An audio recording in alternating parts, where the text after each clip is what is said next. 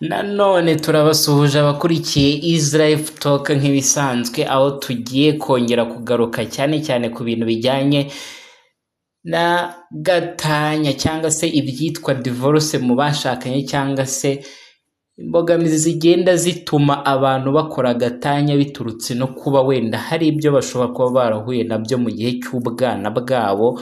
Bishobora kuba wenda ariho umuntu yashakira ibibazo, cyane cyane yuko byagiye bigaragazwa n'ubushakashatsi ko uko umwana cyangwa se umuntu aba yaraciye mu bihe bitamubereye byiza mu gihe cye cy'ubwana, ko bigenda bimusunikira kugenda ahura n'ibizazane yaramaze gukura.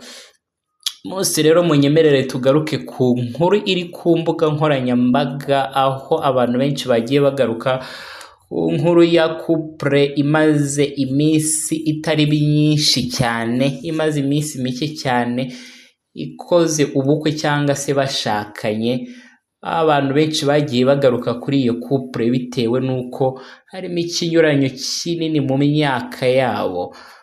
Ngo n'uwitwa Vestine uwamamaye muri groupe ya Vestine na Dorcas, aho yari yarashakanye n'uwitwa Idrissa wo muri Burkina Faso cyangwa se kwa Traore.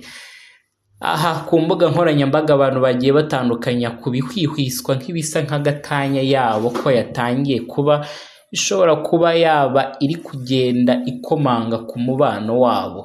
Ahangaha naho byakomotse ku kuba nyir'ubwite Vestine we yashyize ku rubuga rwe rwa Instagram yuko ibisa nk'urushako cyangwa se urugo rutamumereye neza, yicuza ku bw'amahitamo atabaye meza kuri we, kandi yongera kwisezeranya cyangwa se asezeranya umutima we cyangwa se umutimanama yuko atazongera gukora ikosa ryo kwihutira kuba yafata umwanzuro, aho yagarutse kuba avuga ati undi nzahitamo nzabanza mfata umwanya wo kumumenya. Mu kiganiro duherutse gukora mu kanya gato katambutse, nuko twagiye tugaruka ku ntera cyangwa se ku kinyuranyo kinini kiri hagati y'imyaka y'aba bantu, aho umugabo cyangwa se umusore yarushaga Vestine imyaka igera muri 14 yose. Ni ikinyuranyo kinini ariko bifite impamvu. Ahangaha tugiye kugaruka ku bushakashatsi cyangwa se amateori agiye atandukanye y'uwitwa Carl Jung, aho yashyizeho ibyitwa Jungian psychology cyangwa se ni ibijyanye n'ubuzima bw'imitekerereze n'imyitwarire bwamwitiriwe nka Carl Jung cyangwa se Carl Jung, uko umuntu ashobora kuba yamwita, aho yakereye izo theory zigiye zitandukanye zitwa Jungian psychology.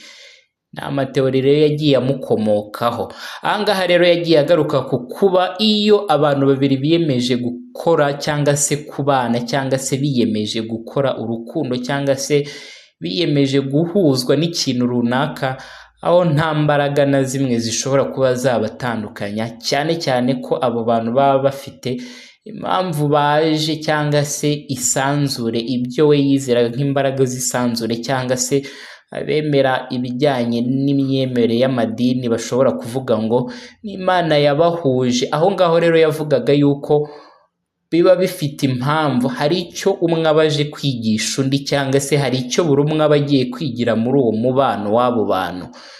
Iyi teori ye ivuga yuko rero uko byagenda kose, uko abantu bagira comment babivugaho, uko abantu bavuga ngo bararutanwa mu myaka, icyo gihe ntacyo biba bikibabwiye abari muri uwo mubano. Ni nako abangaba byabagendekeye mu gihe cyabo cyo gukora ubukwe. Abantu benshi baravugaga bati uyu muntu akurikiye amafaranga, cyangwa se uyu muntu harimo intera nini mu myaka yabo, harimo ikinyuranyo kinini, ariko ibyo byose ntabwo babyitagaho cyangwa se nta n'umwe wari ubyitayeho, bitewe n'uko uyu Carl Jung yagiye agarukaho yuko hari impamvu abo bantu baba yatumye bahura, hari ikiba kigiye kuba mu buryo bujyanye no kuba hari umwe ugiye gukangurwa n'ibijyanye n'uwo mubano. Aha Jungian psychology ivuga yuko uko byagenda kose nimba biyemeje nta cyabatandukanya, ariko nanone agarukaho yuko iyo icyo uwo mubano washyiriweho kigezweho, cyangwa se nimba ari isomo rigikwiye kwirwa, nimba ari ubutumwa umwe mu bahuye cyangwa se mu bashakanye, nimba hari ubutumwa yarazaniye undi, wenda ni ukumwigisha kwihangana, ni ukumwigisha kureba iby'ingenzi mu gihe agiye gushakana n'umuntu runaka. Icyo gihe agaruka nanone avuga yuko nanone nimba abo bantu babiri bahujwe na za mbaraga za mbere, icyo we yise synchronicity, cyangwa se icyo yise imbaraga zisanzure mu kuba abantu bahuye bafite impamvu bahujwe. Ubwo rero nanone yagarutse ku kintu cyo kuvuga ngo nimba nanone wa mubano wabo cyangwa se ya bonde yabahuje, nimba nanone muri bo biyemeje, umwe muri bo yiyemeje kuba bagiye gutandukanya, ahangaha niho nanone agarukaho avuga ati nanone nimba biyemeje gutandukanya, nta gishobora kuba cyakongera kubunga usibye kuba bo ubwabo byabaturukamo nyirizina, nk'uko byaba n'ubundi ibijyanye n'umwanzuro wo kwemerana nabo byaba byarabaturutsemo batitaye ku bindi biri hanze. Rero icyo dushaka kugarukaho hano ni uko umuntu iyo aje mu mubano wawe cyangwa se yaje mu buzima bwawe, hari icyo aba aje kukwigisha. Ni ukwihangana se, cyangwa se ni ukongera guhumuka akareba nimba ibyo yahisemo byari bikwiriye.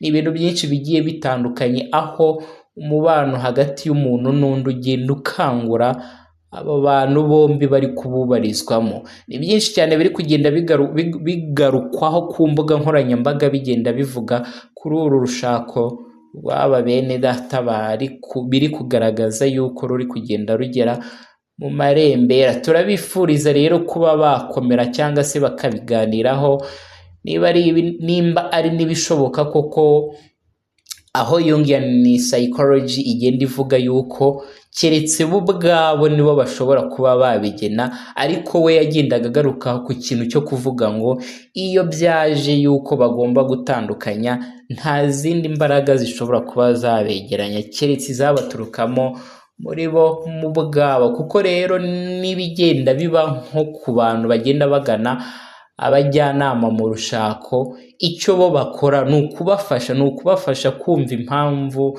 ziri kubatera kuba batandukana, zigakangura izo mpamvu bafashijwemo mu buryo bw'imyumvire n'abajyanama, nizo zikangura cya kindi Carol Jung yagarutseho cy'uko keretse nyir'ubwite ari we wiyemeje gufata umwanzuro. Ibyinshi rero biri kugenda bigarukwaho, turagenda tubagezaho kimwe ku kindi.